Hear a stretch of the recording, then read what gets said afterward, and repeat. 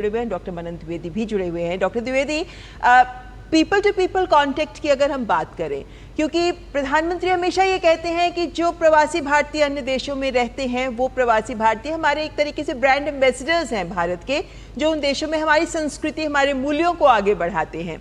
Nigeria की बात करें तो दशकों से वहाँ हमारे प्रवासी भारतीय हैं जो वहाँ पर रहते हैं, योगदान देते हैं। हमने देखा प्रधानमंत्री नरेंद्र मोदी जब वहाँ पहुंचे तो लावणी नृत्य से उनका स्वागत किया गया, मराठी को आधिकारिक भाषा दी गई है तो उसका भी उन्होंने धन्यवाद किया। और एक व्यक्ति जो किलिमंजारो की चोटी फतेह की, प्रधानमंत्री की तस्वीर लेकर वो किलिमंजारो की चोटी तक पहुंचे थे, उनसे भी प्रधानमंत्री ने मुलाकात की। तो ये तमाम जो तथ्य हैं किन मायनों में दोनों देशों के रिश्तों को एक मजबूत आधार देते आपके नजर से रखते हैं, क्योंकि आपको भी एक अनुभव रहा है इन बातों का। People to people contact Nigeria और भारत के संबंधों को कैसे रेखांकित करते हैं? आप मुझसे पूछ रहे हैं? जी जी हाँ जी, मैं यहाँ पर कहूँगा कि जब पीपल टू पीपल कांटेक्ट की बात आती है तो वहाँ डिप्लोमेसी की बात आती है। तो वो एक अलग बात है कि जो राजनयिक हैं और राष्ट्राध्यक्ष हैं मिलते हैं, पर उससे पहले स्पेड वर्क कर लिया जाता है।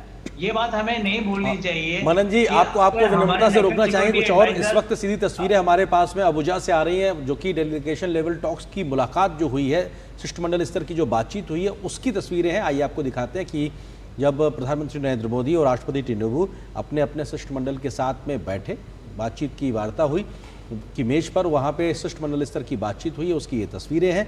और दोनों ही देशों के जो प्रतिनिधि गए हैं वहाँ पे मुलाकात हुई और तमाम विस्तार से बात हुई। हमें दिखाई पड़ रहा है इस तस्वीर में भारत की ओर से विदेश मंत्री डॉक्टर एस जयशंकर, इसके अलावा राष्ट्रीय सुरक्षा सलाहकार अजीत डोभाल जी भी नजर आ रहे हैं। तमाम अन्य विदेश मंत्रालय के वरिष्ठ अधिकारियों के साथ साथ तमाम जो प्रतिनिधिमंडल भारत की ओर से वहाँ पहुँचा हुआ वो इस बातचीत में मौजूद है। तो वहीं राष्ट्रपति टिनुबू की ओर से नाइजीरिया का पूरा प्रतिनिधिमंडल मौजूद है और इस सार्थक बातचीत के बाद क्या निकलेगा ये समझौता ज्ञापन के माध्यम से हमको पता लगेगा। बिल्कुल, तो इस शिष्टमंडल स्तर की वार्ता के दृश्य जो हम आप तक पहुंचा रहे हैं अबुजा नाइजीरिया से, और ये वार्ता के समय जो बातचीत होती है वो एक आधार भी तैयार करती है कि जो MOUs पर साइन होने जा रहे हैं उनको किस तरीके से आगे भी बढ़ाया जा सकता है। दोनों देशों के रिश्तों से जुड़े विभिन्न आयाम पर भी चर्चा होती है। बहुत से MOUs जो इन पाइपलाइन होते हैं, जिन तक पहुंचना जरूरी होता है, उन सब पर भी इस शिष्टमंडल स्तर की वार्ता में ही चर्चा की जाती है। किस किस तरह से क्या क्या संभावनाएं दोनों देशों के रिश्तों के बीच में बनती हैं, उन पर भी बातचीत इसी तरीके की शिष्टमंडल स्तर की वार्ता में ही की जाती है, जहां विदेश मंत्रालय के तमाम वरिष्ठ अधिकारीगण भी हैं, विदेश मंत्री भी बैठे हैं, राष्ट्रीय सुरक्षा सलाहकार भी यहां पे उपस्थित हैं। और दोनों देशों के रिश्तों को कैसे आगे बढ़ाया जा सकता है, दोनों देश किन मायनों में एक दूसरे के साथ विभिन्न बहुपक्षीय मंचों पर भी साथ खड़े हो सकते हैं, दोनों देशों के रिश्तों के बीच में किस तरीके से पीपल टू पीपल कांटेक्ट को यानी नागरिक संपर्क को भी आगे बढ़ाया जा सकता है। दोनों देश आपसी रिश्तों का गहन विमर्श के माध्यम से एक तरीके से आकलन करते हैं और उसके बाद इस नज़रिए तक पहुंचा जाता है कि किन मायनों में किस दिशा में काम आगे बढ़ाया जाए। MOUs जो साइन किए जा रहे हैं, पहले भी कहा गया है कि लगभग 5 MOUs हैं जिन पर साइन किया जाएगा, जिसमें संस्कृति से जुड़े हुए MOUs भी होंगे, डिजिटल पब्लिक इंफ्रास्ट्रक्चर से जुड़े MOUs भी होंगे, और इन MOUs के माध्यम से दोनों देश आपसी एक दूसरे के साथ सहयोग को भी आगे बढ़ाते नजर आएंगे। DPI यानी डिजिटल पब्लिक इंफ्रास्ट्रक्चर जो G20 में भी बहुत सराहा गया जिसे, और भारत हमेशा सदैव इस बात को लेकर, जब हम कहते हैं वन अर्थ वन फैमिली या वसुधैव कुटुंबकम के मंत्र को जब भारत G20 के मंच पर आगे रखता है, तब भारत खुले मन से, खुले दिल से इस बात को भी सामने रखता है कि डिजिटल पब्लिक इंफ्रास्ट्रक्चर में हमने जो उपलब्धियां हासिल की हैं उसे हम अन्य देशों के साथ भी साझा करने को तैयार हैं। और इन मायनों में जो MOU नाइजीरिया के साथ साइन किया जाएगा DPI को लेकर, वो भी रिश्तों को आगे बढ़ाता नजर आएगा। लेकिन ये दृश्य जो आप तक हम लेकर आ रहे हैं शिष्टमंडल स्तर की वार्ता के दृश्य, और इस शिष्टमंडल स्तर की वार्ता में ही दोनों देशों के रिश्तों पर गहन विमर्श किया जा रहा है। बिल्कुल, और भारत और नाइजीरिया के लिहाज से अगर बात की जाए तो दो दुनिया की बड़ी लोकतांत्रिक शक्तियों के लिहाज से है, क्योंकि भारत दुनिया का सबसे बड़ा लोकतंत्र है। तो अफ्रीका के तमाम जो 54 देश हैं उनमें नाइजीरिया सबसे बड़ा लोकतंत्र के तौर पर है। और भारत और नाइजीरिया के लिहाज से बात की जाए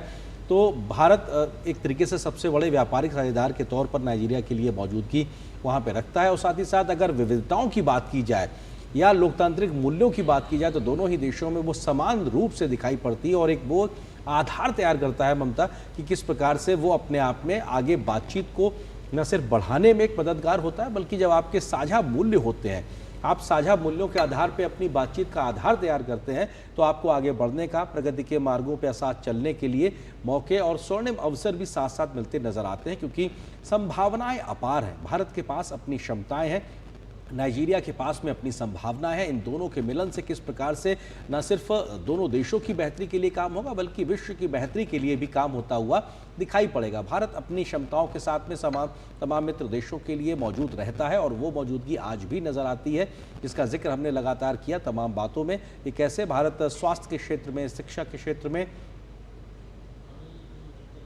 लगातार बातचीत करता रहा है। और अब ममता, हम उम्मीद कर सकते हैं कि जब बातचीत हुई होगी, जिस बातों में पहले से एक मजबूत आधार रहा है, शिक्षा है, स्वास्थ्य है, उस पर निश्चित तौर से बातचीत हुई होगी और क्षेत्रीय और वैश्विक मसले भी शायद हुए होंगे। बिल्कुल ठीक बात है। और जिस तरीके से भारतीय प्रवासी भारतीय नाइजीरिया के विकास में अपना योगदान देते आ रहे हैं, और उसके साथ अगर हम आज के भारत के मौजूदा मजबूत नेतृत्व को जोड़ देते हैं, तो फिर तस्वीर एक कई महत्वपूर्ण रंग लेती नजर आती है कि नाइजीरिया के विकास में आज भी भारत नाइजीरिया के विकास में सहयोग के लिए प्रतिबद्ध नजर आ रहा है। रणनीतिक स्तर के संबंध दोनों देश साझा करते हैं, लेकिन इन संबंधों के साथ ही विकास में सहयोग का एक बहुत बड़ा आधार है जो जुड़ा हुआ है। और नाइजीरिया को आज जब विकास के लिए निवेश की जरूरत है, विकास के लिए तमाम तकनीक की जरूरत है, तो मौजूदा दौर में नाइजीरिया की जरूरतों के साथ को पूरा करता हुआ भारत जब नजर आता है, तो ये आधार और ज्यादा व्यापक भी हो जाता है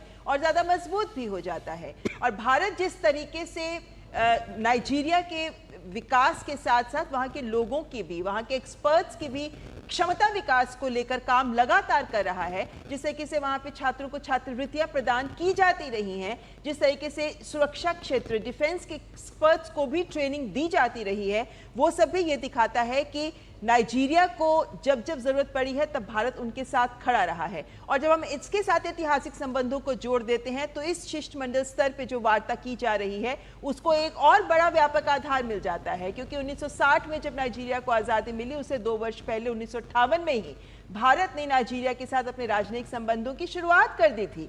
और उसके बाद से लगातार एक देश को आज़ादी के बाद किस तरीके से अपने पैरों पर खड़े होने के लिए एक मदद की भी जरूरत होती है, सहयोग की भी जरूरत होती है, उसको भारत भली भांति जानता है। इसलिए आज के दौर में जब नाइजीरिया एक स्तर पर लोकतांत्रिक व्यवस्थाओं को मजबूत कर रहा है, और पिछले कई चुनाव ये दिखा चुके हैं, ऐसे में इन लोकतांत्रिक व्यवस्थाओं के तहत भारत किस तरीके से आज नाइजीरिया को और ज्यादा सहयोग प्रदान कर सकता है, और कैसे भारत के लिए भी वहां पर निवेश के तमाम अवसर भारतीय कंपनियों को मिल पाएंगे, और कैसे और नए क्षेत्र हो सकते हैं जहां दोनों देश हाथ मिला सकते हैं। ये तमाम ऐसे व्यापक चर्चा के बिंदु हैं जो इस वक्त शिष्टमंडल स्तर की वार्ता के इन दृश्यों के माध्यम से हम कह सकते हैं अरेंद्र की चर्चा हो रही हो। बिल्कुल, और जो बात आप कह रहे हैं ममता, उसमें इस बात पे भी फोकस है, क्योंकि जानकार तमाम इस बात को कह रहे थे कि कैसे व्यापार के जो क्षेत्र हैं उसमें विविधता लाना है, डाइवर्सिफाइड करना है, जो अपने जो लगातार तरीके से जो क्षेत्र हैं उसमें, और उसके अलावा गैर जो तेल का क्षेत्र है उसमें एक तरीके से विविधता लाने की ज़रूरत है। और साथ ही साथ ये भी बहुत महत्वपूर्ण है कि किस तरीके से जो क्षमता निर्माण का एक बड़ा एक क्षेत्र रहा है भारत की ओर से नाइजीरिया को लेकर, वो अपने आप में बेहद महत्वपूर्ण है। तो ये अपने आप में बताने और दर्शाने के लिए बहुत ज़रूरी है कि किस तरीके से आगे बढ़ा जा रहा है। व्यापार में विविधता की बात हो या फिर इसके अलावा बात की जाए जो द्विपक्षीय व्यापार है, जो अभी $8 बिलियन के आसपास मौजूद नज़र आता है, इसमें ट्रेड इम्बैलेंस भी अभी दिखाई पड़ता है। तो उसको बैलेंस करने के लिए क्या प्रयास हो सकते हैं, उस पर मुझे लगता है एक सार्थक बातचीत होती नजर आएगी। इसके अलावा किन क्षेत्रों में आगे बढ़ा जा सकता है वो भी हो सकता है। हमारे साथ में खास मेहमान भी लगातार बने हुए हैं। मिस्टर भाटिया जी, आपको लगता है कि जो तस्वीरें हैं, हालांकि अभी कुछ वक्त लगेगा कि किन बातों का जिक्र हुआ है, लेकिन प्रधानमंत्री जिस प्रकार से हाथ जोड़ के खुशी के साथ में एक अभिवादन दे रहे हैं, तो ये दिखाई पड़ता है कि प्रधानमंत्री को लेकर जो ओपनिंग रिमार्क्स में राष्ट्रपति साहब ने जो वहाँ पे बातें कही हैं, वो भी शायद अपने आप में भारत और भारतीयों के लिए महत्वपूर्ण होंगी। क्या इस समय एक माहौल होगा, क्या किन क्षेत्रों को लेकर बातचीत हो रही होगी, कुछ आप अपने अनुभव से साझा करना चाहते हो? पहली बात तो जैसा आप बहुत गौर से ये चित्र देख रहे हैं, मैं भी देख रहा हूँ, और मैंने देखा कि जब प्रधानमंत्री ने नमस्ते करी, सारे जो प्रतिनिधिगण वहाँ मौजूद हैं, तो राष्ट्रपति टिनुबू ने भी उसी तरह से उसी प्रेम से सबको नमस्ते करी। तो एक तो कहा जा सकता है कि नमस्ते तो अब बिल्कुल इंटरनेशनल ग्रीटिंग होता जा रहा है और ये भारतवासियों के लिए गर्व कोविड का ने भी सर बड़ा अच्छे से सिखाया है सबको। जी हर्ष का विषय है जी। आपने आर्थिक बात करी, उसके बारे में थोड़ा और आगे बढ़ सकते हैं और इसमें हम कह सकते हैं कि ये बात सही है। आई थिंक हमें ईमानदारी से मान लेना चाहिए कि इस समय दोनों सरकारों के सामने चुनौती है कि व्यापार इस समय पिछले 2-3 वर्षों में तकरीबन आधा हो गया है। तो इसलिए ये ज़रूर बहुत मुद्दा सामने उठाया जाएगा कि किस तरह से हमें वापस उसको ऊपर करना है। निस्संदेह नाइजीरिया कहेगा कि साहब किसी भी तरह से अब आप फिर से हमारे यहाँ से ऑयल गैस वगैरह जो भी आप लेते थे उसको लेने के बारे में सोचें। और हमें ये देखना होगा कि जो हमारी प्रोडक्ट्स हैं, ख़ास तौर से जो हमारी फार्मा की प्रोडक्ट्स हैं, हमारी टेक्नोलॉजी की प्रोडक्ट्स हैं, हमारी और मैन्युफैक्चर्ड प्रोडक्ट्स हैं, वो आगे किस तरह से बढ़ें। इस बारे में मैं विशेष रूप से कहना चाहूँगा कि सरकार एक कंजीनियल एनवायरनमेंट तो बना सकती है, मगर सरकार स्वयं व्यापार अब नहीं करती है। व्यापार करने के लिए हमें जो व्यापारी समुदाय हैं, समूह हैं, जी हाँ, और इसीलिए मेरा तो विशेष रूप से आग्रह होगा जो CII है, फिकी है और दूसरे बड़े बड़े एपेक्स बिजनेस चैम्बर हैं, जी हाँ, उनको एक मिलकर, एक उनमें स्पर्धा है वो ठीक है, मगर मिलकर एक ऐसा एक्शन प्लान बनाना चाहिए कि इस समय जबकि नाइजीरिया अब राजनीतिक रूप से तैयार है भारत से संबंधों को बढ़ाने के लिए, तो कैसे हमारे एक्सपोर्टर्स, हमारी इंडस्ट्री बिजनेस कम्युनिटी जाकर इन चीज़ों को अगले 2-3-4 सालों में अच्छी तरह से बढ़ा दे, ताकि उसके लिए फिर हमें 7 साल या 11 साल प्रतीक्षा करने की आवश्यकता ना पड़े। ऐसे में जब हम ये बात करते हैं कि व्यापार असंतुलन को भी साधना एक सवाल रहेगा नाइजीरिया की ओर से, क्योंकि कुछ आंकड़े ये भी कहते हैं कि पिछले 10 वर्षों में दोनों देशों के बीच में भारत की ओर से निर्यात 50% तक बढ़ गया है। लेकिन वहीं हम पिछले 2 सालों में देख रहे हैं कि जो आपने बताया है कि किस तरीके से वैश्विक स्तर पर जो विभिन्न राष्ट्रों के बीच जो युद्ध चल रहे हैं उसकी वजह से ही हम तेल का आयात नहीं कर पा रहे हैं। 2021 में जहां लगभग $15 बिलियन तक का हमारा द्विपक्षीय व्यापार था, वही अब पिछले साल तक आते आते लगभग 7.5-8 बिलियन तक ही रह गया है। तो ये एक बड़ा मुद्दा आपको लगता है असंतुलन का भी रहेगा। तो ऐसे में कुछ और क्षेत्र भी तो होंगे जिनमें संभावनाएं तलाशनी होगी कि कुछ और क्या ऐसे सामान हैं जिनका आयात भारत कर सकता है, या और कौन से ऐसे क्षेत्र हैं जहां मिलकर हम इस असंतुलन को साधने में नाइजीरिया को मदद कर सकें। जी हाँ, तो इसमें वास्तव में तो विशेषज्ञ ही बता पाएंगे, मगर ये कहा जाता है कि जिस तरह से दोनों देश पूरे दुनिया के की चित्र को देखते हुए कोशिश कर रहे हैं कि हम रिन्यूएबल एनर्जी के पास जाएं, ग्रीन एनर्जी के पास जाएं, तो उसमें जो टेक्नोलॉजी है और उसमें जो सोलर एनर्जी का जो क्षेत्र है उसमें दोनों मिलकर काम कर सकते हैं। पहले भी भारत की ओर से इस विद्युत परियोजनाओं के साथ साथ सौर ऊर्जा परियोजनाओं को लेकर भी नाइजीरिया के साथ सहयोग किया जाता रहा है। खासकर जो ग्रामीण क्षेत्र हैं, जो बहुत बड़े स्तर का, लगभग आधी आबादी है नाइजीरिया की जो ग्रामीण क्षेत्रों में रहती है, वहां तक ये सुविधाएं पहुंचाई जानी भी जरूरी है। तो भारत जो पहले ही काम कर रहा है उसको आगे बढ़ा सकता है, निस्संदेह उसका बहुत अच्छी तरह से विस्तार किया जा सकता है।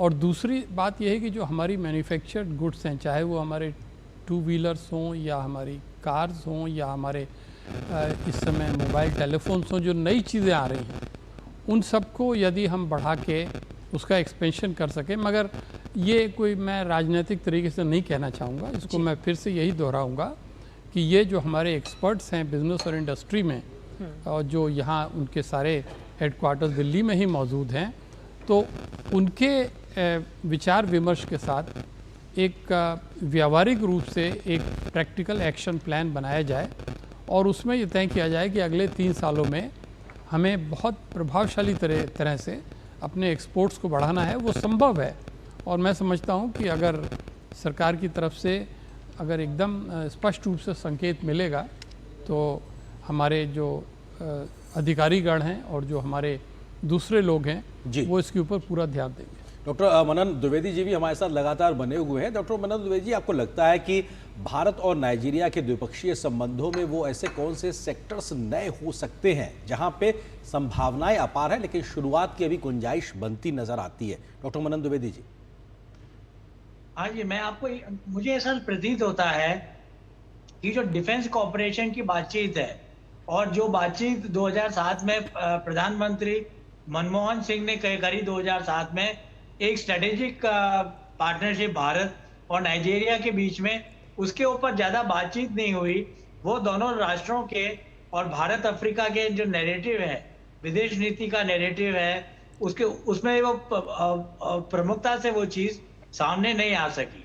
तो मुझे लगता है डिफेंस कॉर्पोरेशन एक ऐसा क्षेत्र है जहां पर काफी बातचीत हो सकती है। और अगर हम पिछले कुछ वर्षों का जो डेवलपमेंट्स है उनको देखें, तो क्योंकि काउंटर टेररिज्म में लगा हुआ है भारत भी, नाइजीरिया भी लगा हुआ है, बोको हराम, ISIS WA के अगेंस्ट, तो कहीं ना कहीं कुछ ऐसे साधन हैं जो भारत या तो नाइजीरिया में बना सकता है डिफेंस इक्विपमेंट, या भारत से वो लोग खरीद सकते हैं, नाइजीरिया के लोग खरीद सकते हैं। जैसे कि आप देखें हेलीकॉप्टर गनशिप, ट्रांसपोर्ट हेलीकॉप्टर और कोस्टल अटैक बोट्स और आर्मर्ड कैरियर व्हीकल्स, ये कुछ पहले से हैं तो सही नाइजीरिया के पास, पर इतनी बड़ी संख्या में और उनकी मारक कैपेसिटी इतनी नहीं है, परंतु उनके चलते भी ऊपर से एरियली अटैक करके, आक्रमण करके इन आतंकवादी और अलगाववादी ताकतों का खात्मा करने में लगा हुआ है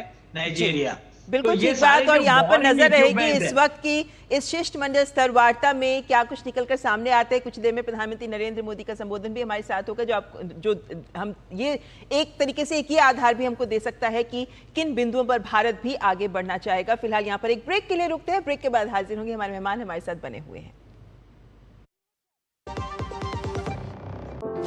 अनुभव कीजिए शुद्ध MDH बादाम रोगन का प्यार। सेहत बनके रग रग में दौड़े, त्वचा में समाये, हाइड्रेट करे, हर उम्र की त्वचा का पोषण करे। You deserve the purity. MDH बादाम रोगन, नेचुरल, टेंडर, प्योर। चमके चमके जब धरती चीर कर निकलता है लोहे का पत्थर और मिलता है मोंगिया के जोश से, फिर तपता है, पिघलता है और बनता है फौलाद। अब होता है सरिया सारी खूबियों के साथ। मोंगिया स्टील, मजबूत देश का मजबूत सरिया। यार Ajay, look at your dad.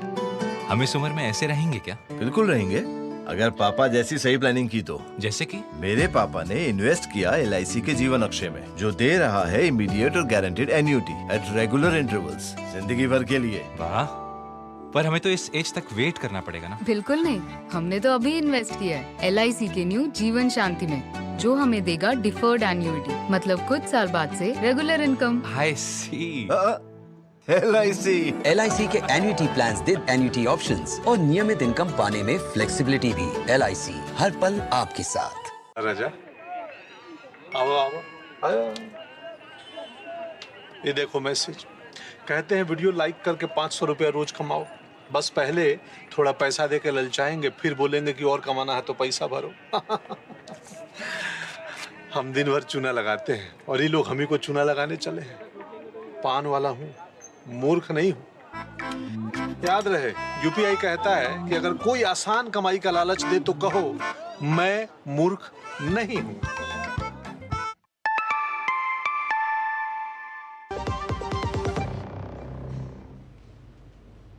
और इस छोटे से ब्रेक के बाद आप सभी का स्वागत है। और इस विशेष कार्यक्रम में हम लगातार जिक्र कर रहे हैं क्योंकि प्रधानमंत्री 3 देशों के दौरे पे रवाना हुए थे। पहला पड़ाव उनका नाइजीरिया है। इस वक्त नाइजीरिया में प्रधानमंत्री की मौजूदगी है और नाइजीरिया के राष्ट्रपति के साथ में भारत और नाइजीरिया के शिष्टमंडल स्तर की बातचीत प्रधानमंत्री मोदी कर रहे हैं। उसकी बातचीत में क्या कुछ निकल के आता है, जैसे ही जानकारी मिलेगी तमाम तस्वीरें और विशेष जो इसकी खबर है उसको हम आप तक साझा करेंगे। लेकिन हमारे साथ खास मेहमान लगातार बने हुए जिनसे हम इस पूरी यात्रा के मायने को, विश्लेषण को समझने की कोशिश कर रहे हैं। डॉक्टर मनन द्विवेदी जी, आप तक आना चाहेंगे क्योंकि हम इस बात का भी जिक्र कर रहे थे कि भारतीय जो प्रवासी संख्या है वो लगभग 60,000 के आसपास है नाइजीरिया में। एक बहुत बड़ा भारतीय वर्ग है और अगर किसी अफ्रीकी देश के लिहाज से बात की जाए तो ये सबसे बड़ा प्रवासी भारतीयों का ग्रुप है जो कि नाइजीरिया में मौजूद है।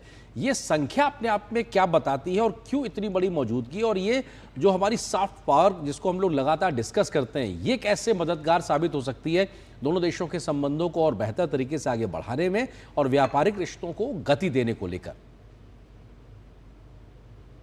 जी, मैं यहाँ पर ये कहना चाहूंगा कि जो सॉफ्ट पावर के चलते जो हमारे अप्रवासी भारतीय विदेशों में हैं, विश्व के विभिन्न क्षेत्रों में और राष्ट्रों में हैं और नाइजीरिया में हैं, ये एक तरीके का लॉबिंग ग्रुप बना लेते हैं। लॉबिंग करके लोग सामने उभरते हैं, और जहां तक अमेरिका या और कई और डेमोक्रेसीज का मुद्दा है, ये वहां के राजनीतिक लोगों से, पॉलिटिकल लीडर्स के साथ मिल जाते हैं और उनके लिए फंड रेज करते हैं। और क्योंकि भारत से बहुत सारे डॉक्टर्स गए हुए हैं नाइजीरिया में, तो उनका सिविल सोसाइटी के अंदर क्या रोल है और वो नाइजीरिया की पॉलिसी मेकिंग को किस हद तक चेंज कर सकते हैं या इन्फ्लुएंस कर सकते हैं, तो इन सभी बातों में अप्रवासी भारतीयों का एक बड़ा ही मूल्यवान और अतुलनीय रोल है जो वहाँ के लोग करते आए हुए हैं। पर अगर हम देखें तो गुजरात एक ऐसा राज्य रहा है भारत में जहां से अफ्रीका में बहुत लोग गए हैं, माइग्रेट हुए हैं। और एक बार मैं खुद अपना अनुभव आपसे साझा करना चाहूंगा। कुछ अफ्रीकी राष्ट्रों के लोग हमारे साथ ट्रेन में बैठे हुए थे, तो मुझे बड़ा सुखद आश्चर्य हुआ उनसे बातचीत करके कि वो लोग हिंदी में बात करने लगे हमारे साथ, अपनी रीजनल लैंग्वेज, अपनी नेशनल लैंग्वेज को छोड़कर। और उन्होंने हमें बताया कि 200-300 वर्षों का इतिहास अप्रवासी भारतीयों का इतना गहरा है वहां पर कि लोगों में मिसजेनेशन हो गया, और अब कौन भारतीय मूल का है और कौन ओरिजिनली अफ्रीकन स्टॉक का है, इनमें डिफरेंस करना भी अब संभव नहीं है। तो मैं आपकी बात पे वापस मैं आता हूं यहाँ पर और कहूंगा कि अप्रवासी भारतीय एक लॉबी ग्रुप का काम कर रहे हैं, और जिस तरीके से मोदी जी को सुनने वो लोग वहां पर आएंगे और एक अलग ही इलेक्ट्रिसिटी, एक अलग ही ऑरा वहां पर पैदा हो जाएगा। लोग दूर दूर से डॉक्टर द्विवेदी यहाँ पे आपको रोकना चाहेंगे। आइए अब सीधे अंबुजा का ही रुख करते हैं। प्रधानमंत्री नरेंद्र मोदी की शिष्टमंडल स्तर वार्ता के वक्त के ओपनिंग स्टेटमेंट आइए देखते हैं।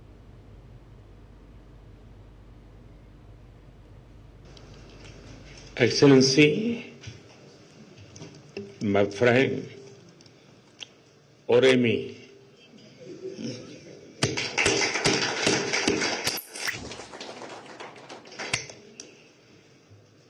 मेरे और मेरे डेलीगेशन के गर्मजोशी से भरे स्वागत के लिए मैं आपका हृदय से बहुत बहुत आभार व्यक्त करता हूं। जैसे अभी बताया गया, 17 इयर्स के बाद भारत के प्रधानमंत्री की ये यात्रा है, और मेरे लिए खुशी की बात है कि मेरे तीसरे टर्म में मुझे प्रारंभ में ही नाइजीरिया आने का अवसर मिला है और आपके भव्य स्वागत का, मेजबानी का सौभाग्य मिला है। मैं इसके लिए आपका बहुत बहुत आभारी हूं। एक्सेलेंसी, पिछले महीने नाइजीरिया में फ्लड्स में हुई जानहानि के लिए मैं 140 करोड़ भारतवासियों की तरफ से और मेरी तरफ से संवेदनाएं प्रकट करता हूं।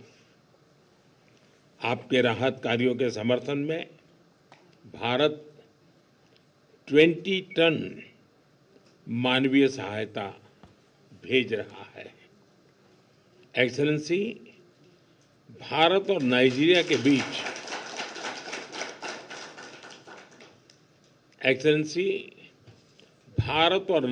के बीच स्ट्रैटेजिक संबंधों को मजबूत करने में आपकी निजी प्रतिबद्धता, इसके लिए मैं आपका अभिनंदन करता हूं। मुझे खुशी है कि पिछले वर्ष भारत की अध्यक्षता में नाइजीरिया की पहली बार G20 समिट में गेस्ट कंट्री के रूप में जुड़ा और ये सौभाग्य हमको मिला और हमने मिलकर अफ्रीकन यूनियन को G20 की स्थायी सदस्यता दी। ये मेरे हिसाब से बड़ा ऐतिहासिक काम हुआ है। यह भी खुशी है कि नाइजीरिया को ब्रिक्स में पार्टनर कंट्री का दर्जा दिया गया है। मैं भारत की तरफ से इस महत्वपूर्ण उपलब्धि के लिए भी नाइजीरिया को बहुत बहुत बधाई देता हूं। यह आपके नेतृत्व में नाइजीरिया की विश्व पटल पर अहम भूमिका का परिचायक है। एक्सेलेंसी, नाइजीरिया के साथ अपनी स्ट्रेटेजिक पार्टनरशिप को हम उच्च प्राथमिकता देते हैं। रक्षा, ऊर्जा, आर्थिक विषय, टेक्नोलॉजी, हेल्थ, एजुकेशन, कल्चर जैसे कई क्षेत्र ऐसे हैं में हमारा सहयोग मजबूत है और अनेक नई संभावनाएं भी हमारे इस संबंधों में जुड़ी हुई है। जैसे अभी हमने चर्चा की, आतंकवाद, अलगाववाद, पायरेसी या ड्रग तस्करी जैसी चुनौतियों से निपटने के लिए हम मिलकर काम करते रहे हैं और मजबूती से हम आगे भी करते रहेंगे। नाइजीरिया में रहने वाले 60,000 से ज्यादा भारतीय समुदाय के लोग हमारे संबंधों में अहम कड़ी हैं। उनकी देखभाल के लिए एक गार्डियन के रूप में आप जो उनको संभालते हैं, इसके लिए मैं आपका बहुत बहुत आभार व्यक्त करता हूं।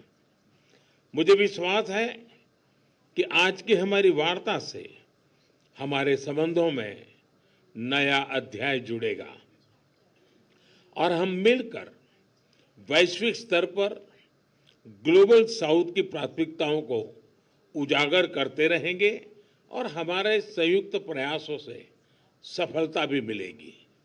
एक्सेलेंसी, मुझे नाइजीरिया के राष्ट्रीय सम्मान देने के लिए आपके निर्णय के लिए मैं हार्दिक आभार व्यक्त करता हूं। यह सम्मान केवल मेरा नहीं, लेकिन ये सम्मान 140 करोड़ भारतवासियों का सम्मान है और यह भारत नाइजीरिया के सदियों पुराने जो संबंध है, उन संबंधों का सम्मान है और इस सम्मान के लिए मैं नाइजीरिया का, आपके सरकार का और देशवासियों का हृदय से बहुत बहुत आभार व्यक्त करता हूं।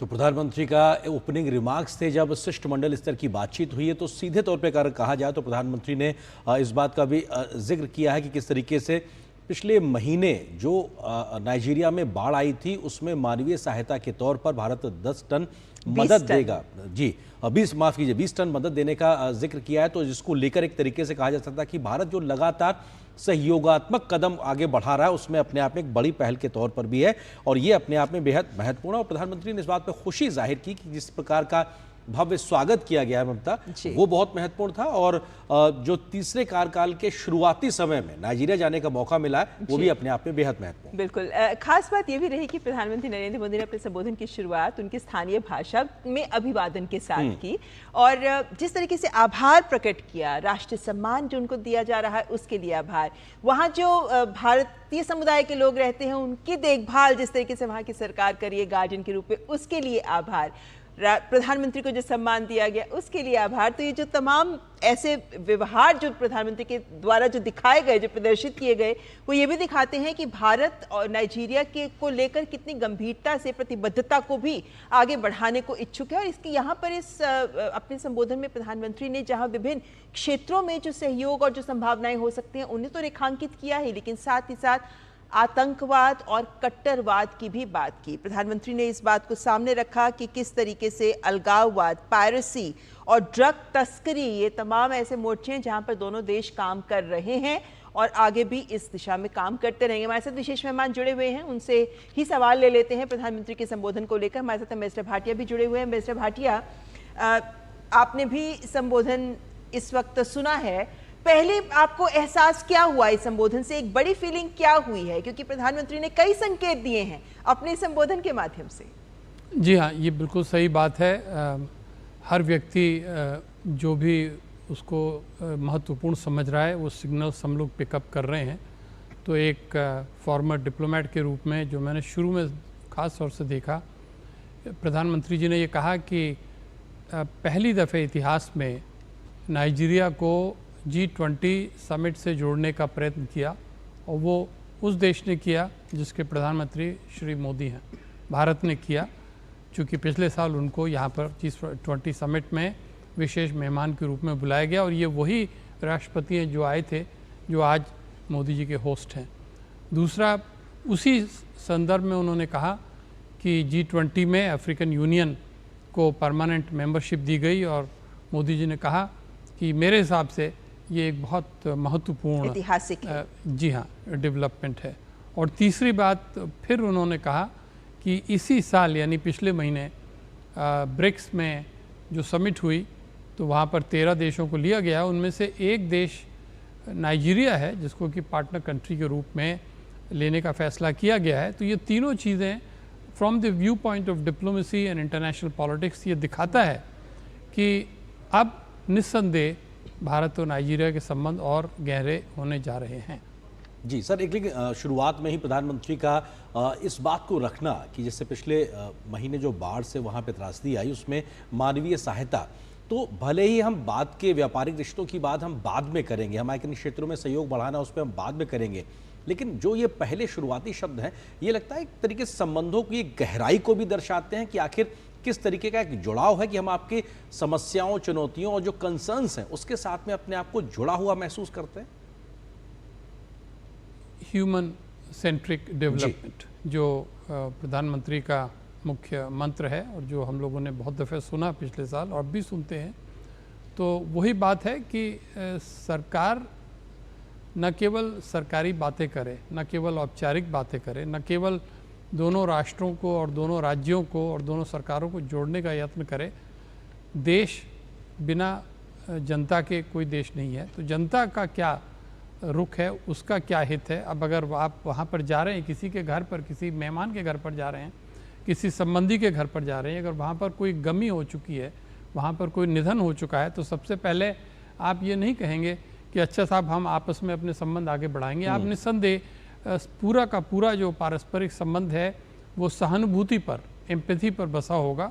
और ये बात हमारे प्रधानमंत्री बहुत भली भांति समझते हैं और इन चीज़ों का असर होता है। इन चीज़ों का असर इसलिए होता है क्योंकि जो हमारे नेता हैं, जो हमारे राष्ट्राध्यक्ष हैं, जो हमारे मंत्री हैं, आखिर में they are also human beings. So human centric development has become the driving force of India's diplomacy and it is being widely appreciated in the world. जी, और ऐसे में ही प्रधानमंत्री जब ये कहते हैं कि जो हमारे 60,000 भारतीय समुदाय के लोग नाइजीरिया में रहते हैं वो अहम कड़ी हैं दोनों देशों के बीच के रिश्तों की। लेकिन मिस्टर भाटिया, एक बात जो प्रधानमंत्री ने संबोधन के अंत की तरफ कही वो ये थी कि नाइजीरिया और भारत दोनों वैश्विक मंच पर ग्लोबल साउथ की आवाज़ को जिस तरीके से मजबूती देते आ रहे हैं, आगे और मजबूती देते रहेंगे।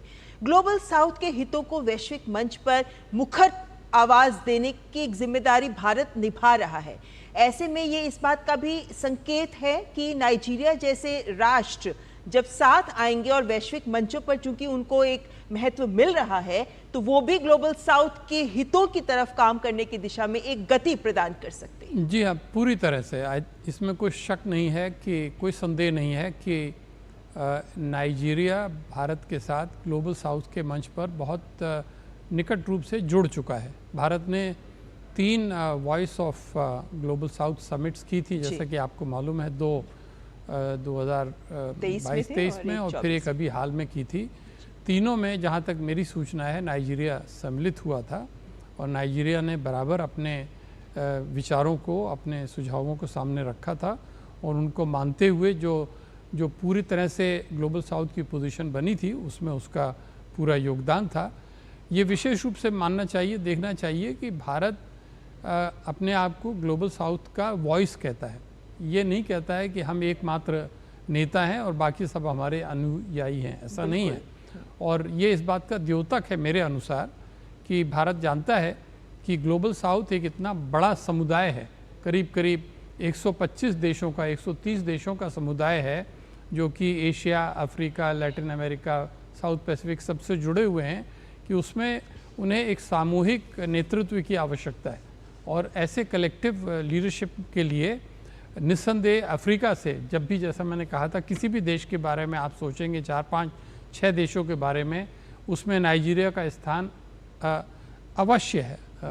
इसमें कोई प्रश्न की गुंजाइश नहीं है। इसलिए अंत में जो उन्होंने सिग्नल दिया है कि ग्लोबल साउथ के साथ हमारी सॉलिडारिटी, हमारी यूनिटी, हमारी एकता को जोड़ा जाए, वो मैं कह सकता हूँ कि उनके मेज़बान को बहुत अच्छा लगा हो। जी सर, एक विषय आतंकवाद, अलगाववाद, पायरेसी और ड्रग तस्करी को लेकर भी प्रधानमंत्री ने साफ तौर से कहा कि ये ऐसी चुनौतियां हैं जिस पे हम मिलके काम कर रहे हैं, लेकिन इस पर और ज़्यादा सहयोग के साथ आगे बढ़ने की ज़रूरत है।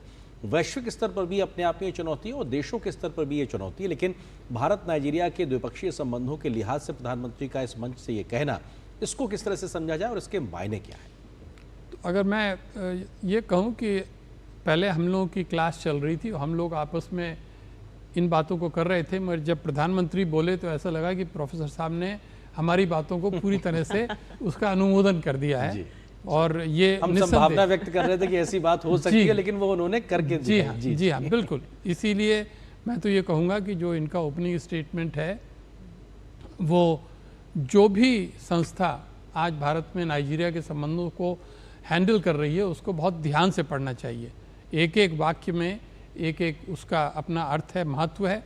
और यहाँ हम प्रधानमंत्री के वक्तव्य की कुछ महत्वपूर्ण बिंदु सामने रख रहे हैं, क्योंकि प्रधानमंत्री ने इस बात को रखा कि 17 साल के बाद किसी भारतीय प्रधानमंत्री की यात्रा हो रही है। उन्होंने इस बात को लेकर भी खुशी जाहिर की कि उनके तीसरे टर्म के शुरू में ही उन्हें ये अवसर, अपने तीसरे कार्यकाल के शुरुआत में ही उन्हें नाइजीरिया आने का अवसर मिला, जिसे लेकर प्रधानमंत्री ने अपनी ओर से खुशी जाहिर की। और सबसे पहले नाइजीरिया में पिछले साल बाढ़ से जो जनहानि हुई, जो नुकसान हुआ, उसके लिए दुख जाहिर करने के साथ ही प्रधानमंत्री ने भारत की ओर से 20 टन की मानवीय सहायता की भी घोषणा की है कि ये राहत सामग्री नाइजीरिया को भारत की ओर से भेजी जाएगी। और साथ ही प्रधानमंत्री ने इस बात को भी सामने रखा कि G20 समिट में पिछले वर्ष नाइजीरिया को भी हिस्सा दिया गया था और पहली बार नाइजीरिया एक गेस्ट कंट्री के तौर पर यहाँ पर जुड़ा था।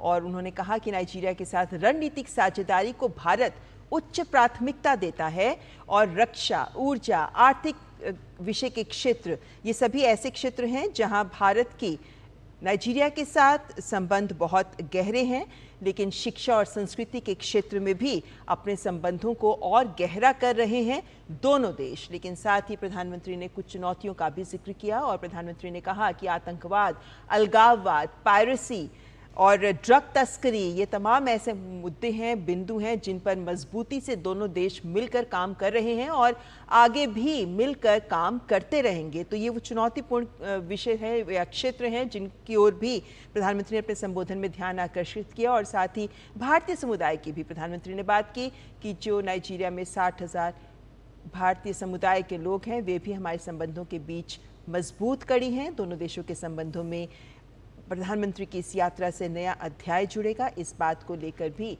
प्रधानमंत्री ने आशा व्यक्त की। और ग्लोबल साउथ की भी बात की कि दोनों देश ग्लोबल साउथ की जो प्राथमिकताएं हैं उन्हें वैश्विक मंचों पर उजागर करते रहेंगे, दोनों मिलकर इस दिशा में काम भी करते रहेंगे। लेकिन साथ ही प्रधानमंत्री ने नाइजीरिया ने जिस तरीके से गर्मजोशी से स्वागत किया है उसको लेकर आभार भी जताया। बिल्कुल, और हमारे सहयोगी संवाददाता सुधाकर दास इस वक्त अबुजा नाइजीरिया में मौजूद है प्रधानमंत्री के इस यात्रा को कवर करने के लिए। सुधाकर, प्रधानमंत्री के ओपनिंग रिमार्क्स में सीधे तौर पर जहां द्विपक्षीय संबंधों को एक नया आयाम देने की बात दिखाई पड़ रही है, तो जो साझी चुनौतियां हैं उस पर भी मिलकर सहयोग को आगे बढ़ाने का वो एक दृढ़ संकल्प भी सीधे तौर पर दिखाई पड़ रहा है। सुधाकर।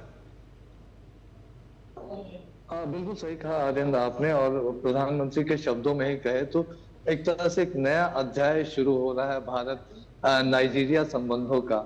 हम जानते हैं कि बीते दिनों में बीते 10-12 वर्षों में जिस तरह का फोकस एक तरह से भारत का ग्लोबल साउथ पर रहा है, विकासशील और नाइजीरिया जैसे देशों पर रहा है, खासतौर पे अफ्रीका पर रहा है, उसमें नाइजीरिया के साथ भारत के संबंधों के कई मायने हैं, कई अहम मायने हैं। और एक तरह से प्रधानमंत्री मोदी ने इस बात को कहा है कि ये जो साझेदारी है अब और आगे आने वाले समय में जाने वाली है।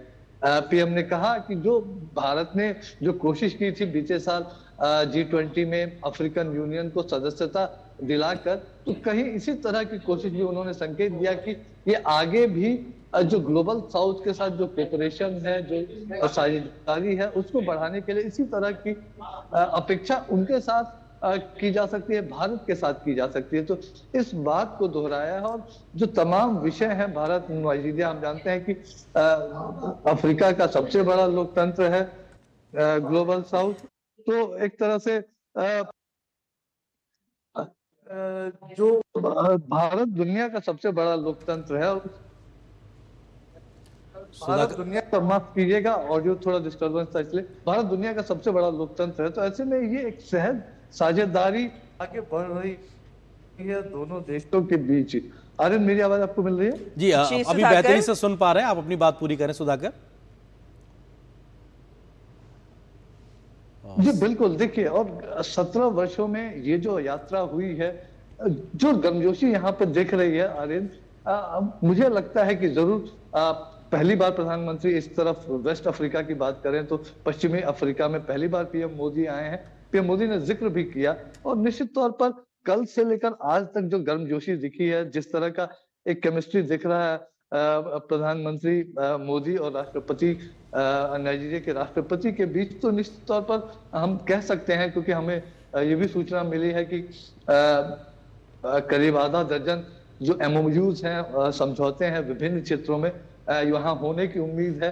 आप देखिए, यहाँ आते ही नाइजीरिया की तरफ से बड़ा ऐलान किया गया, प्रधानमंत्री को वो सम्मान, यहाँ का जो सर्वोच्च सम्मान देने का, जो 5 दशक से 50 वर्षों से भी ज्यादा समय से किसी और दुनिया के राजनेता को नहीं मिला था। इससे पहले क्वीन एलिजाबेथ को वो सम्मान मिला था, उसके बाद पीएम मोदी सिर्फ दूसरे वैश्विक नेता हैं। तो नाइजीरिया ने भी अपने पलक पावड़े पीएम मोदी के लिए बिछाए हुए हैं, और नाइजीरिया ये जानता है कि अगर उसको आगे बढ़ना है तो आज भारत से बेहतर दोस्त, भारत से बेहतर साझेदार, भारत से बेहतर हमदम उसको नहीं मिल सकता है। तो ये साझेदारी काफी एक तरह से कह सकते हैं कि दोनों देशों के लिए उपयुक्त इस वक्त है।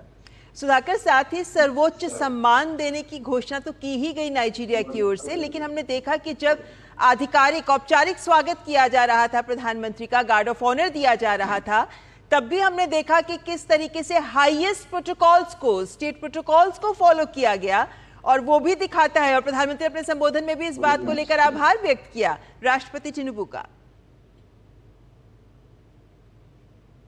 बिल्कुल, देखिए, और जैसे हमारे यहाँ 21 तोपों की सलामी दी जाती है अपने सबसे बेहतर दोस्त को, जिनका हम सम्मान करना चाहते हैं, तो कुछ ऐसा ही ये सम्मान आज पारंपरिक स्वागत जब पीएम मोदी का हुआ उस दौरान दिखाई दिया। राष्ट्रपति खुद उनके साथ मौजूद थे लगातार, पल पल। आज पीएम मोदी के सम्मान में उन्होंने एक भोज का भी आयोजन किया है, विशेष तौर पर आग्रह किया है उसके लिए पीएम मोदी को, तो वो आयोजन भी होने वाला है। तो कहीं किसी तरह की गुंजाइश नाइजीरिया के राष्ट्रपति भी नहीं छोड़ना चाहते हैं। और निश्चित तौर पर देखिए, बहुत गुंजाइश है व्यापार के बीच जो क्षमता है, ऊर्जा को लेकर, ऊर्जा क्षेत्र को लेकर आपसी जो सहयोग हो सकता है, उसमें नाइजीरिया को हम जानते हैं कि चाहे तकनीक के स्तर पर हो, आज भारत की कंपनियां यहाँ पर हम जानते हैं कि 200 से ज्यादा भारतीय कंपनियां कार्यरत हैं।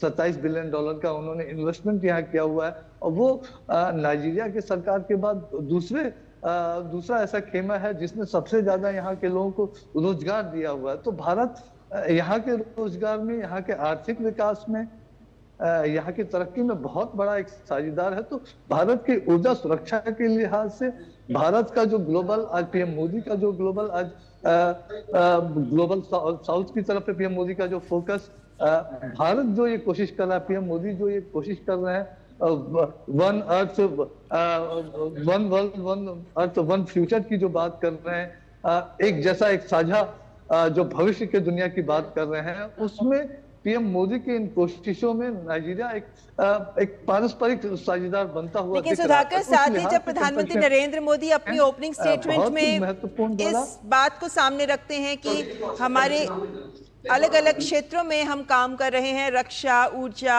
आर्थिक क्षेत्र, तकनीक का क्षेत्र, कल्चर की भी प्रधानमंत्री ने बात की, लेकिन उसके साथ ही प्रधानमंत्री ने इस बात को भी रखा सामने कि बहुत सी नई संभावनाएं भी हैं इन क्षेत्रों में हमारी और ज्यादा आगे बढ़कर साथ मिलकर काम करने की। तो ये एक महत्वपूर्ण संकेत भी है सुधाकर कि अब यहाँ से रिश्तों को प्रगाढ़ करने की दिशा में और सहयोग को आगे बढ़ाने की दिशा में भी सोच और कार्य दोनों आरंभ होंगे। देखिए, एक तरफ इस नए अध्याय को कैसे लिखा जाए उसकी एक रूपरेखा पीएम मोदी बताते हुए नजर आए, तो दूसरी तरफ वो संवेदनशीलता, बीते दिनों नाइजीरिया में जो बाढ़ आई थी उसको लेकर पीएम मोदी ने एक दो अपनी संवेदनाएं भारत की तरफ से जताई, तो साथ ही साथ 20 टन की रसद दवाइयों के रूप में, अन्य राहत सामग्री के रूप में भेजने का उन्होंने ऐलान भी किया। और निश्चित तौर पर कई अहम क्षेत्र हैं, चाहे फार्मास्यूटिकल्स का क्षेत्र हो, आईटी का क्षेत्र हो, जो डिजिटल पब्लिक इंफ्रास्ट्रक्चर है उसकी बात हो, तो ये तमाम ऐसे नए विषय हैं जिसमें नाइजीरिया की बहुत बड़ी मदद भारत कर सकता है। और भारत के लिहाज से देखें तो चाहे उस ऊर्जा जरूरतों की बात हो, माइनिंग की बात हो, क्रिटिकल मिनरल्स की बात हो, तो उसमें नाइजीरिया भारत के लिए काफी कुछ दे सकता है। तो उस लिहाज से कहें तो काफी महत्वपूर्ण है। और आज की इस बातचीत के बाद, आज के इस केमिस्ट्री के बाद, तो मुझे लगता है कि जो नई क्षेत्रों की कई संभावनाएं दोनों देशों के संबंधों में बनती नजर आएंगी। बिल्कुल सुधाकर, आप हमारे साथ बने रहिए। और आप जो बात का जिक्र कर रहे हैं बेहद महत्वपूर्ण है कि इस प्रकार से प्रधानमंत्री की ओपनिंग रिमार्क्स में इस बात के संकेत सीधे तौर पे मिलते नजर आए। इस बीच में हमारे साथ में डॉक्टर मनन द्विवेदी जी भी जुड़ गए। मनन द्विवेदी जी, आपने भी प्रधानमंत्री के संबोधन को सुना, आपको लगता है कि क्या वो बड़े मुख्य बिंदु हैं जो एक तरीके से अब यहाँ से दोस्ती के नए आरंभ के एक आयाम को एक आधार बनाते नजर आएंगे, जिनका संकेत सीधे तौर पर मिलता दिखाई पड़ रहा है? जी, मैं यहाँ पर ये कहना चाहूंगा कि जो आपदा प्रबंधन की जो इश्यू है, जो डिजास्टर मैनेजमेंट का जो इश्यू है, उस पर प्रधानमंत्री ने अपना कोर एम्फेसिस डाला, जिसमें उन्होंने कहा कि जो नाइजीरिया में जो बाढ़ आई थी और जो विप्लव हुआ था और जान माल की जो हानि हुई थी, जो परेशानियां हुई थी, उनको रोकने के लिए भारत क्या करेगा। तो एक तरीके से डिजास्टर मैनेजमेंट एक ऐसा क्षेत्र है जहां पे विकसित राष्ट्रों को भारत अपनी टेक्निकल नो-हाउ और अपनी एक्सपर्टीज देता रहा है। हम संभवतः संपर्क हमारा टूट गया है मनन जी से, लेकिन मिस्टर राजीव भाटिया जी हमारे साथ लगातार स्टूडियो मौजूद है। मिस्टर भाटिया, आपको लगता है कि प्रधानमंत्री के इस महत्वपूर्ण संबोधन को जो हम तमाम बातों का जिक्र कर रहे हैं, वो कह रहे हैं कि जिन क्षेत्रों में हम पहले से तमाम सहयोग कर रहे हैं उनमें भी अभी अपार संभावनाएं हैं आगे बढ़ने को लेकर, शिक्षा, स्वास्थ्य या जो तमाम क्षेत्र हैं, उसके साथ साथ क्या नए संभावनाओं के द्वार खुलते हैं? क्योंकि लगभग आधा दर्जन का एमओयू की बात हम लोग लगातार कर रहे हैं। आपको लगता है कि इस उद्बोधन से संकेत किस दिशा में जा रहा है और वो क्षेत्र, सेक्टर कौन से हैं जहां पे हम सहयोग के एक नए आयाम को देख सकते हैं? अब देखिए, ये तो सबसे उच्च स्तर की राजनीतिक स्तर की वार्ता है जी। वहाँ पर तो इतना ही संकेत पर्याप्त होता है कि कौन कौन से क्षेत्र हैं जिसमें प्रगति हुई है और जिसमें आगे प्रगति की संभावना है। अब जो कि इस समय डेलीगेशन लेवल जो बातचीत चल रही है वहाँ पर निश्चित रूप से और आगे विस्तार से बात होगी और कुछ समय के बाद में शायद हम लोगों को परिणाम मालूम पड़ जाएगा। मगर ये अपने आप में पर्याप्त है कि दोनों देश के नेता इस बात को साबित कर रहे हैं, इस बात को कह रहे हैं कि हमको हर संभव क्षेत्र में सहयोग बढ़ाना है। ये जो एक पॉलिटिकल सिग्नल है, ये जो एक पॉलिटिकल कमिटमेंट है, ये दोनों के ओपनिंग स्टेटमेंट से जाहिर हो रहा है। जिस बात का सर जिक्र आप कर भी रहे थे कि जब ट्रेड और व्यापार की बात है उसमें कैसे गुंजाइश बढ़ने की बात आप कर रहे थे पहले, संभवतः वही संकेत भी दिख रहा है। जी हाँ, जी हाँ, ये आप कह सकते हैं। मगर अब सबसे बड़ी चीज़ यही होगी और इसमें मुझे पूरा विश्वास है कि जिस हिसाब से आजकल सरकार में काम हो रहा है तो वो कमिटमेंट को कैसे हम इम्प्लीमेंटेशन में बदलेंगे उसको वो समय आने पर सही साबित होगा। इस समय पर हम यही कह सकते हैं कि जो पूरी तरह से देखा जाए, यदि भारत को अफ्रीका के साथ अपने सहयोग को गहरा करना है तो उसके लिए आवश्यक है कि जो वहाँ पर 5 या 6 या 10 बड़े देश हैं उनके साथ विशेष रूप से आगे बढ़ें और तेज़ी से बढ़ें। तो उसके बाद जो बाकी जो मध्य साइज़ के जो देश हैं और जो छोटे देश हैं वो आपस में आगे बढ़ेंगे। मगर जब तक आप ये 5-6 जो उत्तर में, दक्षिण में, पूर्व में, पश्चिम में देश हैं जो पावर हाउस हैं, जो रीजनल हेजेमन्स हैं, अगर उनके साथ हम आगे सफलता प्राप्त कर लेंगे तो हमें सफलता ही सफलता मिलेगी। जी चलिए एम्बेसडर भाटिया आप हमारे साथ बने रहिए। फिलहाल यहाँ पर एक छोटे से ब्रेक के लिए रुकते हैं, ब्रेक के बाद हाजिर होते हैं।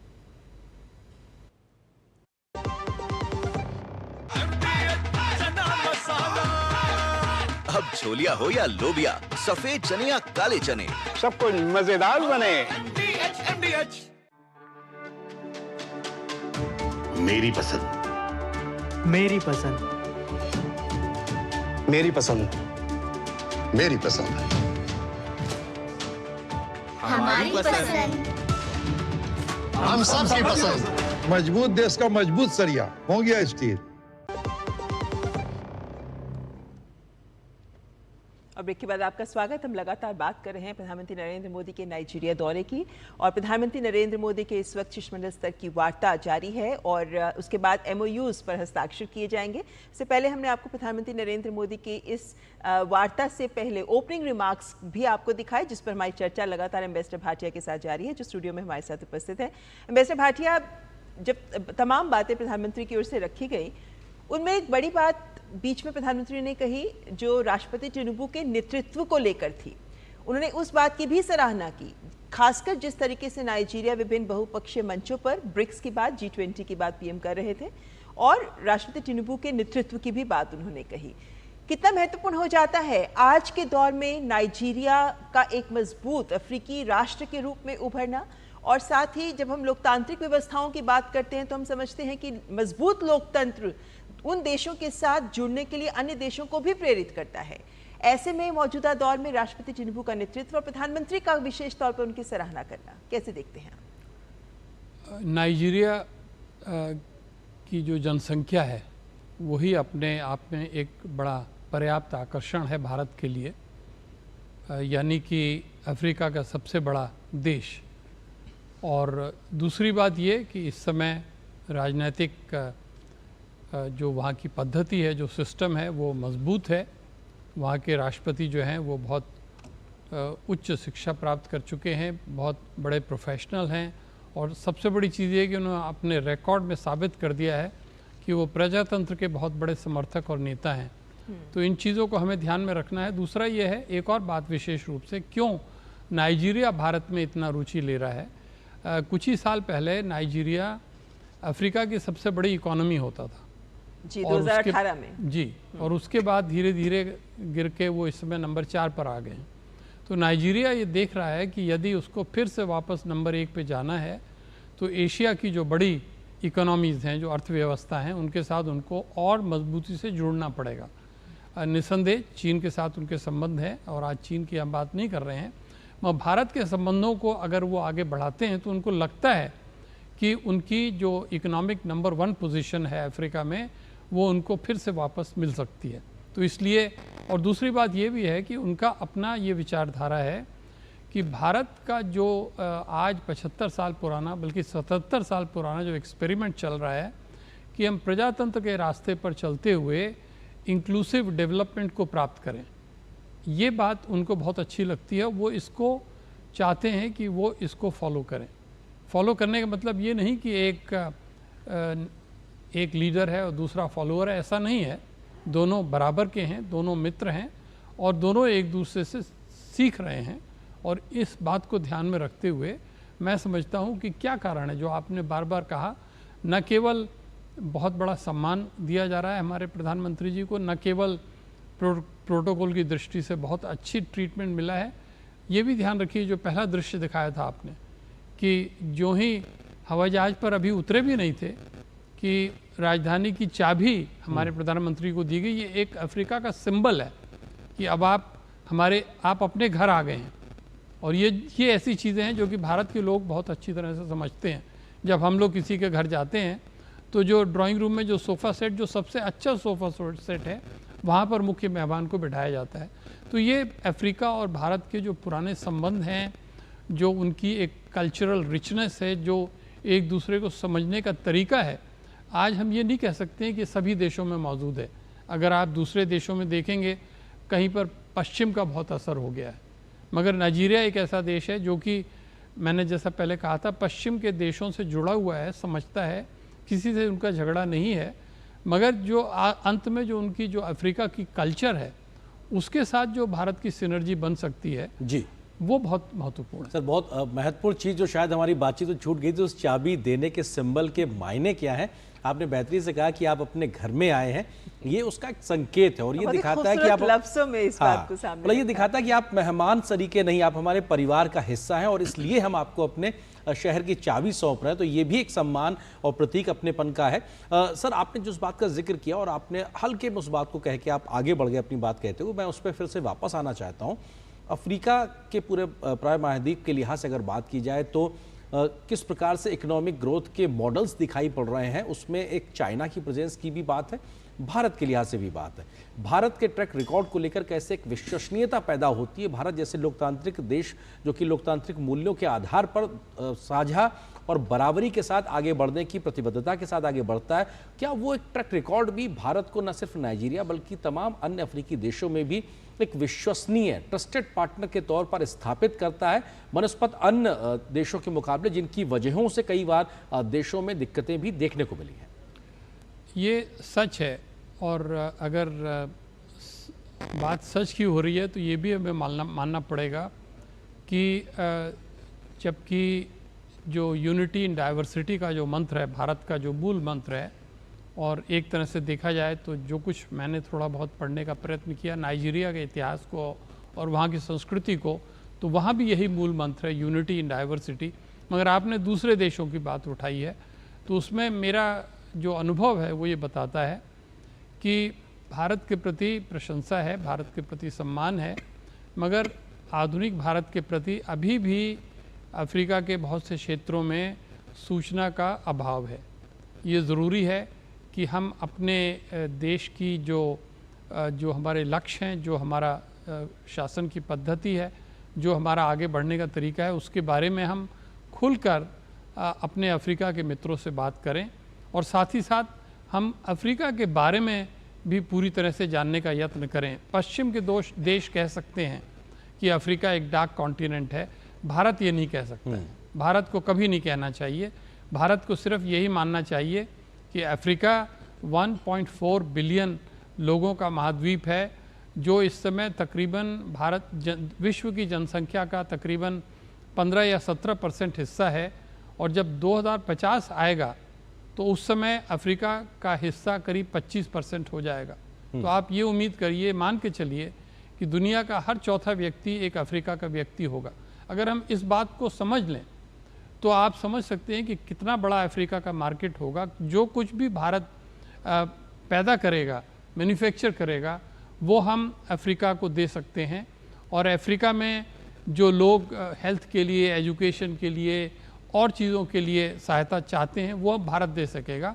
तो निस्संदेह 2050 तक आते आते भारत और अफ्रीका दुनिया की स्टेज पर, वैश्विक स्टेज पर बहुत बड़ी पावर्स बन सकते हैं, मगर उसके लिए हमें परिश्रम करना पड़ेगा। और आज जो आप देख रहे हैं जो अबूजा में आज हो रहा है, उस दिशा में बढ़ने के लिए, अपने लक्ष्य को प्राप्त करने के लिए एक बहुत महत्वपूर्ण कदम उठाया गया। लेकिन मिस्टर भाटिया, इससे अगर हम नाइजीरिया को भी जोड़ने की कोशिश करें, क्योंकि ये भी कहा जा रहा है यूनाइटेड नेशंस के द्वारा कि 2050 तक नाइजीरिया की ही पॉपुलेशन, जनसंख्या अभी 22 करोड़ है तो 40 करोड़ तक हो जाएगी। आज भी कहा जाता है कि अफ्रीका में सबसे ज़्यादा पॉपुलेशन वाला कोई सिटी, कोई है ऐसा देश, तो वो है नाइजीरिया। इन मायनों में भी नाइजीरिया की अहमियत को बताया जाता है, खासतौर पर अफ्रीकी संघ की अगर हम बात करते हैं इस वाले इसमें पॉइंट एक जोड़ दूं खाली, क्योंकि जो आप कह रहे हैं ना 40 करोड़ हो जाएगी, तो उस समय के लिहाज से भारत नंबर 1 बड़ी जनसंख्या होगा, चाइना दूसरा होगा और तीसरा नाइजीरिया होगा। लेकिन ऐसे में अगर इस परिप्रेक्ष्य में भी हम समझें तो नाइजीरिया, क्योंकि अमूमन हम ये देखते हैं कि जब अफ्रीका की बात की जाती है तो वैश्विक स्तर पर इसको एक बड़ा बाजार के नजरिए से देखा जाता है, लेकिन जब संयुक्त राष्ट्र बात करता है तो वो कहता है कि सतत विकास लक्ष्यों को भी हमें हासिल करना है, इसलिए हमें इन देशों के ऊपर ज़्यादा फोकस करने की भी ज़रूरत है। भारत जब इनके साथ काम करता है तो भारत भी यही कहता है कि इनका अपना भी विकास बहुत ज़रूरी है, ताकि हम इनके साथ मिलकर काम को आगे बढ़ा सके, निवेश और कर सके, तथा हम भी अपने लक्ष्यों को हासिल कर सके इत्यादि। ये नज़रिया भी किन मायनों में बहुत महत्वपूर्ण है अफ्रीकी संघ के साथ साथ नाइजीरिया के लिए। पूरी तरह से मैं सहमत हूँ, और मैं यही कह सकता हूँ आपके ही विचारों को मजबूत करते हुए कि हमें ये जो आज उत्साह बना है उसको बनाए रखना होगा। हमें ये नहीं सोचना होगा कि 24 घंटे की प्रधानमंत्री की यात्रा हो गई, अब उसके बाद आगे जो कुछ होना है, निस्संदेह मीडिया या दूरदर्शन के दूसरे काम हैं, दूसरी जिम्मेदारियां हैं, मगर वो सभी लोग, वो सभी संस्थाएं जो भारत और नाइजीरिया के संबंधों को मजबूत करने में जुड़ी हुई हैं, उनके लिए मैं ये कह रहा हूँ कि उनको आगे हर तरह से अपने अपने क्षेत्र में प्रैक्टिकल प्लान बनाकर चलना होगा, और तब जो दोनों नेताओं का जो लक्ष्य है तभी वो पूरा हो पाएगा। और उसके लिए विशेष रूप से हमें पारस्परिक सहयोग को हर क्षेत्र में बढ़ाना होगा, और उसके लिए आवश्यक है कि हमारी जो पारस्परिक एक दूसरे को जानने की इच्छा है उसको मजबूत करना होगा। सर, एक महत्वपूर्ण चीज़ है, क्योंकि हम जब दुनिया की जो वैश्विक संस्थाएं हैं मौजूदा दौर में वो कितने रेलेवेंट हैं या उनमें किस प्रकार की सुधार या रिफॉर्म्स की ज़रूरत है उसकी बात करते हैं, तो ये पक्ष बड़ा लाजमी हो जाता है। जो आबादी जिन देशों की ज़्यादा है, जहाँ पे ज़्यादा संख्या में लोग रहते हैं, उनके जो इश्यूज़ हैं, जो कंसर्न्स हैं, उनको बेहतरी से सुना जाए। भारत भी इस बात को लगातार कहता है, यूएन में रिफॉर्म जैसे तमाम संस्थाओं की बात करता है। नाइजीरिया के लिहाज से भी अगर देखा जाए तो अपने आप में एक बड़ी आबादी, इसी प्रकार से पूरे अफ्रीकी महाद्वीप के लिहाज से देखा जाए बड़ी आबादी है, लेकिन क्या उस प्रकार के जो कंसर्न्स हैं उसको, उसकी वॉइस को उतनी तवज्जो मिलना, उसको महत्व मिलना, इसको लेकर भी जो एक बड़ी बात रहती है पूरे वैश्विक मंच की आज की संस्थाओं में, उसमें एक बड़ी गुंजाइश है सुधार को लेकर। और अगर इस सुधार की बात होती है तो क्या जो ग्लोबल इश्यूज़ पे जब चर्चा हो रही होगी आज जब होगी, तो क्या वो विषय भी बहुत प्रमुखता से चर्चा में आएंगे? वो निस्संदेह प्रमुख मुद्दा है, और जो कुछ भी ग्लोबल साउथ की कॉन्सेंसस है कि हमें यूएन को, WTO को, जो मल्टीलैटरल डेवलपमेंट बैंक्स हैं, उन सबको एक मॉडर्न इंस्टीट्यूशंस के रूप में बनाना है, यूएन सिक्योरिटी काउंसिल के लिए भी। और उसमें सिर्फ यही कह सकते हैं कि अफ्रीका के अंदर आपस में काफ़ी कुछ प्रतियोगिता है, और वहाँ पर जो भी 5-6 बड़े राष्ट्र हैं वो चाहते हैं कि उनको भी आगे बढ़ने का मौका मिले। और अभी तक जो कुछ भी उनकी नीति है वो यही है कि जो एजुल्वेनी कॉन्सेंसस है, जिसमें ये कहा गया है कि कम से कम 2 या 3 देशों को यूएन सिक्योरिटी काउंसिल का सदस्य बनाया जाए, वो बात सामने है, मगर तय नहीं किया है, अफ्रीकन यूनियन ने ये तय नहीं किया है कि कौन से वो देश होंगे अफ्रीका से जिनको वो सीट दी जाएंगी। चूँकि अभी कुछ आगे उस पर बात जब तक पूरी तरह से ठोस तरीके से न बढ़े, उसके बारे में बात उठाई नहीं जा सकती है। मगर ये मैं ज़रूर कहना चाहूँगा कि नाइजीरिया का जो रुख है वो खाली अपने देश तक सीमित नहीं है, वो क्षेत्र तक है, और क्षेत्र के साथ साथ पूरे अफ्रीका के साथ जुड़ा हुआ है। एम्बेसडर भाटिया, आपने अपने अनुभव के साथ हमको जिस तरीके से विभिन्न बिंदुओं को लेकर अपना ज्ञान हमारे साथ साझा किया, अपने अनुभव हमारे साथ साझा किए, उसके लिए और आपके वक्त के लिए बहुत बहुत धन्यवाद हमारे साथ जुड़ने के लिए। और प्रधानमंत्री नरेंद्र मोदी की नाइजीरिया दौरे से जुड़ी तमाम जानकारी आप तक हम लगातार साझा करते रहेंगे। शिष्टमंडल स्तर की वार्ता के बाद MOUs पर हस्ताक्षर होने हैं, जिसके दृश्य भी हम आप तक जरूर लेकर आएंगे। लेकिन फिलहाल मुझे और आरेंद्र, हम दोनों को दीजिए इजाजत। नमस्कार। Thank you.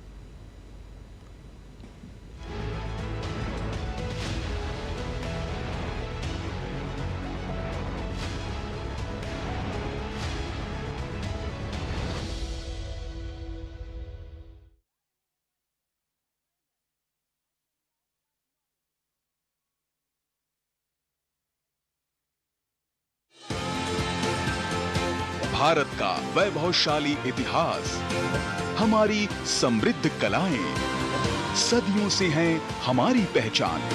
Vocal for local व ग्लोबल होते भारत के कला साधक। देखिए भारत की कला संस्कृति के रंग में रंगा हमारा खास कार्यक्रम रंग